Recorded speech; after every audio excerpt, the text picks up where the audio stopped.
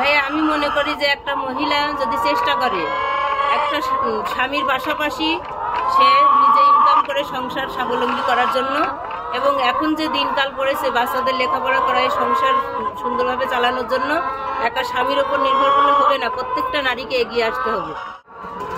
আপা আসসালামু আলাইকুম। ওয়ালাইকুম আসসালাম ওয়া রাহমাতুল্লাহ। ভালো আছেন আপা? আলহামদুলিল্লাহ।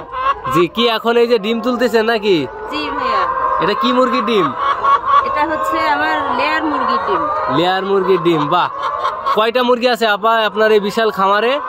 আমার খামারে 1100 মুরগি উঠাইছিলাম, তা ছোটবেলায় কিছু কাটছে আর এখন 1040টা আছে।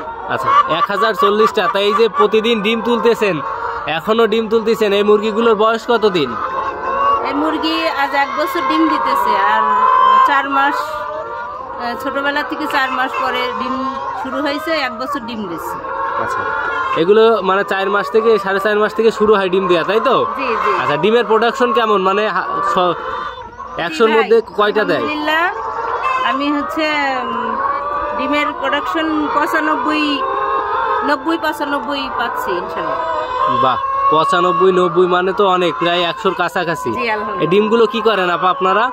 আমরা এই ডিমগুলা হচ্ছে গ্রামেও কিছু বিক্রি হয়, আর যখন 4-5 দিন পরে এটা আমরা বেনাপোল শহরে পাঠাই দিই, ওখানে পাইকারি দামে বিক্রি হয়।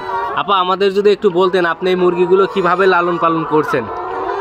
যে আলহামদুলিল্লাহ, মুরগিগুলা খুব সুন্দর, মানে একটা সন্তান যেভাবে লালন পালন করতে হয় ঠিক এভাবেই একটা মুরগি আমরা লালন পালন করি। এদের পিছনে শ্রম দিই, এদের দেখভাল করি, ঠিক মতো খাবার দাবার দেওয়া, ওষুধ দেওয়া, আচ্ছা, সন্তানের মতোই এদেরকে যত্ন করে।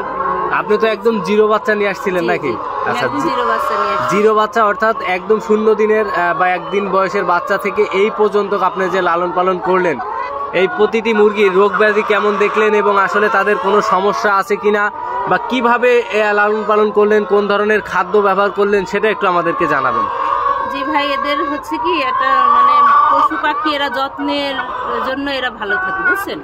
এদের কাছ থেকে আমি যেহেতু ইনকাম করে সংসার চালাবো, আমার সন্তানদের মানুষ করবো, সেক্ষেত্রে আমি এদের খুবই মানে দেখভাল করি। এদের জায়গাটা শুকনা দিতে হয়, খাবার দাবারগুলো মানে স্বাস্থ্যসম্মত খাবার দিতে হয়, পানির পটগুলা দিনে 2 বার করে পরিষ্কার করতে হয়। ইনশাল্লাহ এভাবে এদের দেখভাল করলে এরা সুস্থ থাকে। আচ্ছা দর্শক, আসলে একজন নারী উদ্যোক্তা, সংসার জীবনের পাশাপাশি তিনি অনেক কিছু লালন পালন করে, যেমন তার বাড়িতে হাঁস মুরগি সহ এখানে একটা বড় গরুর ফার্মও আছে।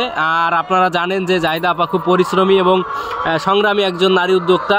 আপা, তো অন্য নারী যারা আছে তারা কি এভাবে মুরগি লালন পালন করে বা খামার করে কি আসলে সংসারে কিছুটা বাড়তি আয় উপার্জন সম্ভব?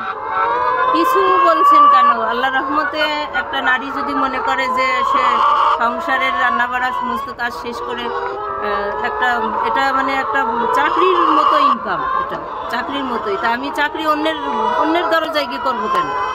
আমি নিজেই চেষ্টা করব যে আমার নিজের বাসা বাড়িতে থেকে আমি চাকরির পয়সা ইনকাম করার জন্য। আর নিজের হাজবেন্ডের উপরে একা একা মানে তার উপরে এত প্রেশার দিয়ে ঠিক না। আমরা যদি চেষ্টা করি হাজবেন্ডের পাশাপাশি থেকে নিজেরাও মাসে এরকম 50-60 হাজার টাকা ইনকাম করার সম্ভব ইনশাল্লাহ। ইনশাল্লাহ।